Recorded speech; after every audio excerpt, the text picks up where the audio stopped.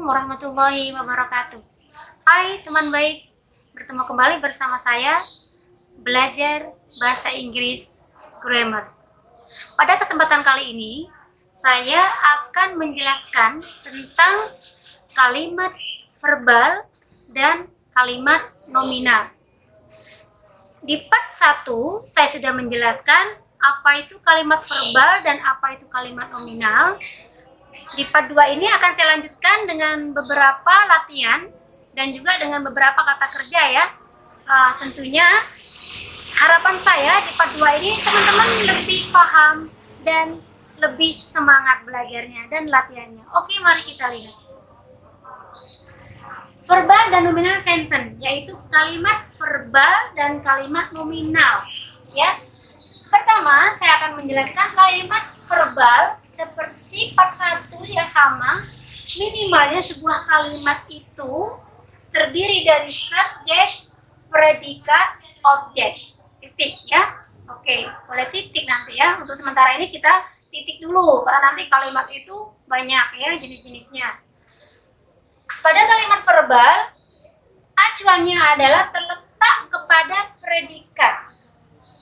Apabila nanti kalimat verbal, maka predikatnya menggunakan kata kerja murni ya, atau menggunakan kata kerja yang ada tambahan s atau es-nya. Nanti akan saya jelaskan dengan rinci sekalian dengan latihan-latihan dan contoh beberapa kata kerja ya. Oke, mari kita latihan dengan menggunakan beberapa kata kerja yang sudah saya siapkan. Apa saja? Oke, cook, memasak, boil, merebus, save, menyimpan, sweep, menyapu, visit, mengunjungi, read, membaca, write, menulis. Ini masih kata kerja murni ya. Kita langsung membuat kalimatnya dengan menggunakan subjek berupa I, saya, you, kamu, they, mereka, we, kita, she, dia perempuan, he, dia laki-laki, it, itu benda. Boleh ada ibu, ayah, teman-teman ya. Nanti subjeknya boleh. Untuk sementara ini kita pakai subjek dari kata ganti dulu ya, pronoun. Oke, kembali ke sini. Ini masih kata kerja ya, belum kalimat verbal. Oke, sekarang kita pasang subjeknya. Karena pola kalimat verbal, subjek, predikat, objek, titik. Oke ya. Sekarang saya akan mengatakan kalimat verbal begini. Saya memasak nasi. Saya di sana bahasa Inggrisnya yaitu I. I cook rice. Saya memasak nasi. Oke. Kamu merebus air. You boil water. Full stop. Mereka menyimpan uang. Mereka bahasa Inggrisnya yaitu they menyimpan save uang money. Atau mereka menabung ya. Kita menyapu lantai. Kita itu bahasa Inggrisnya we. Kita menyapu lantai. We sweep the floor. Oke, sampai di sini dulu ya. Kita lihat, kita cek ya. Kata kerjanya apakah berubah? Kata kerja murni tidak. Tidak kita pasangkan s atau es. Kenapa? Karena subjeknya berupa I, you, they, we. Bagaimana apabila subjeknya berupa she, he, it? Mari kita coba di sini ya. Dia perempuan mengunjungi mamanya. Dia perempuan yaitu she. Mengunjungi, visit ibunya ya. Her mother. Titik ya.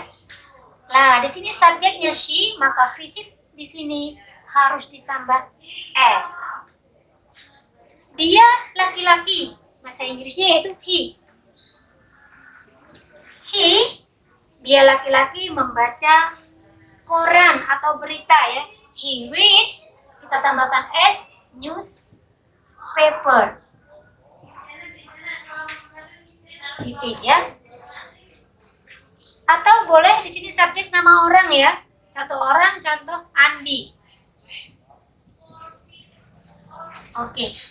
Andi menulis cerita. Oke, cerita itu story. Karena Andi itu sama dengan he, maka di sini write harus kita tambahkan s. Andi writes story. Oke, mari kita ucapkan bersama-sama ya. I cook rice. You boil water. They save money. We sweep the floor. She visits her mother. He reads newspaper. Andy writes story. Teman yang baik sudah bisa membandingkan ya, mana kata kerja yang ada tambahan s-nya. Visits, reads, writes. Kenapa? Karena subjeknya menggunakan she, he, Andi. Nah, kalau it bagaimana? Oke. Itu memproduksi banyak. Oke. Saya tambahkan it produces. Oke. Ada s-nya. Much. Atau boleh diganti much di sini. Itu memproduksi, itu benda atau boleh itu mesin memproduksi produk. Oke, titik. Teman yang baik sudah bisa dipahami ya. Sekarang di part 2 ini banyak contoh-contoh yang sudah disiapkan. Oke, sebelum saya masuk ke sentence yang nominal, teman yang baik tolong di skip dulu videonya. Ayo latihan sendiri di rumah sambil mencari kata kerja yang lain dan gunakan subjek yang ada di sini dengan I, you, they, we, she, he, and it ya, supaya teman-teman semakin paham dan semakin bisa nanti mengucapkan bahasa Inggris dalam kalimat-kalimat yang simple dulu. 10 menit saja ya. Oke.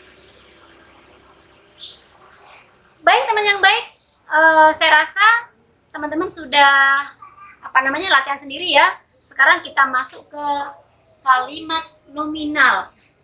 Kalimat nominal kemarin sudah saya bandingkan bedanya dengan kalimat verbal. Predikatnya berupa verb. Sekarang predikatnya pada kalimat nominal yaitu berupa to be. Oke, to be sudah saya siapkan di tabel ini di bawah ya. To be itu nanti disesuaikan dengan subjeknya di sini. Apabila verb 1 kejadiannya saat ini, maka ini to be-nya. Apabila kejadiannya sudah lampau, ini verb 2. Oke ya, sudah ada, nanti saya jelaskan. Pola pada kalimat nominal, subjek predikatnya berupa to be, nanti ada komplemennya. Setelah predikat itu komplemen ya. Bukan objek, tapi komplemen. Apa itu komplemen? Komplemen adalah pelengkap. Karena sebuah kalimat di kalimat nominal kalau hanya terdiri dari subjek dan predikat saja, maka nanti tidak lengkap kalimatnya. Makanya di sini ada komplemen. Komplemennya dari apa? Dari adjektif, boleh, kata sifat ya, dari kata benda, noun, atau dari kata keterangan tempat, yaitu adverb. Sebelumnya kita masuk ke praktis, kita lihat to be di sini. Oke, kita sesuaikan ya sekarang dengan subjeknya. I itu nanti am. I am. You are. They are. We are. She is. He is. It is. Sebenarnya di kolom di sini ke bawah ini sudah subjek ya, ini sudah predikat. Tapi butuh komplemen. Mari kita lihat di sini. Sebelum praktis nominal sentence in English, saya akan membandingkan dulu kalimat nominal dalam bahasa Indonesia ya. Kalimat nominal dalam bahasa Indonesia, contoh ya, saya semangat. Saya di sini dalam bahasa Indonesia, ingat ya, dalam bahasa Indonesia, saya di sini adalah subjek. Semangat di sini predikat. Tapi kalau kita terjemahkan dalam bahasa Inggris, saya, I, semangat, spirit. Oke, titik ya. Apakah ini subjek dan ini predikat? Tidak, ya. Karena polanya nominal sentence dalam bahasa Inggris, subjek predikatnya berupa to be, berarti spirit di sini dia adalah complement, pelengkap, adjektif. Berarti di sini adalah complement spirit ini ya. Oke, saya hapus. Berarti di sini terdiri dari subjek sama pelengkap. Belum ada predikatnya. Kita lihat predikatnya to be. Kalau I berarti disesuaikan dengan apa? Oke, di sini di table ya. I disesuaikan dengan am. I am spirit. Sama. Kamu bahasa Inggrisnya you. Baik, ini adalah complement dalam bahasa Inggris. Baik itu apa bahasa Inggrisnya? Kind. Ini masih belum berupa nominal sentence. Kenapa? Polanya belum ada to be-nya, belum ada predikatnya. Berarti kalau you are kind, kamu baik. Inilah predikatnya ya. Ini predikatnya, ini subjeknya. Kind di sini dia adalah complement, ini complement, oke, berupa adjektif atau kata sifat, sama complement di sini you are kind, ini complement berupa adjektif. Oke. Mereka karyawan ya. Karyawan, mereka bahasa Inggrisnya apa? They. Oke. Pelan-pelan ya, asalkan jelas dan teman-teman bisa. Karyawan, apa bahasa Inggrisnya karyawan? Employee. Karena di sini mereka berarti kan banyak, berarti di sini harus jamak. Employees. Lah they, ini kurang predikatnya dalam kalimat they employees itu kurang predikat, yaitu predikatnya berupa are ya. Ini predikat, ini subjek, oke? Ini predikat, ini subjek. Employees sebagai complement yang berupa apa? Kalau di sini spirit adjektif, kind adjektif, employees berupa apa? Kata, benda atau noun. Oke, masuk ke practice 4 ya. Latihan yang nomor 4. Dia perempuan. Bahasa Inggrisnya she. She. Seorang dokter. Seorang doctor. Oke, titik. Ini kurang predikatnya. Berupa apa she? Berupa is. She is a doctor. Selanjutnya, contoh yang nomor 5. Ini menggunakan nama orang, tidak pronoun di sana, tapi nama orang Tony. Tony tetap ya. Tony di sekolah ini complement. Complement berupa apa? Berupa adverb. Kata keterangan tempat ya. Adverb, kata keterangan tempat di sekolah. Ini belum ada predikatnya. Oke, apa predikatnya nanti? Oke, saya hapus dulu ya ini. Tony bahasa Inggrisnya Tony is in the school. Titik. Nah, Tony di sini predikat. Maaf ya. Tony di sini subjek, is itu predikat, in the school ini adalah adverb. Oke. Bagaimana teman-teman dengan beberapa contoh yang sudah saya siapkan? Teman-teman nanti mempersiapkan juga ya dari kata sifat, kata benda, dan adverb. Seperti contoh yang lain, saya di sini, I am here. Kamu di sana, you are there. Itu adalah contoh kalimat nominal. Oke, dengan penjelasan hari ini semoga teman-teman semakin paham dan semakin bisa. Ayo semangat belajar dan terus latihan. Assalamualaikum warahmatullahi wabarakatuh.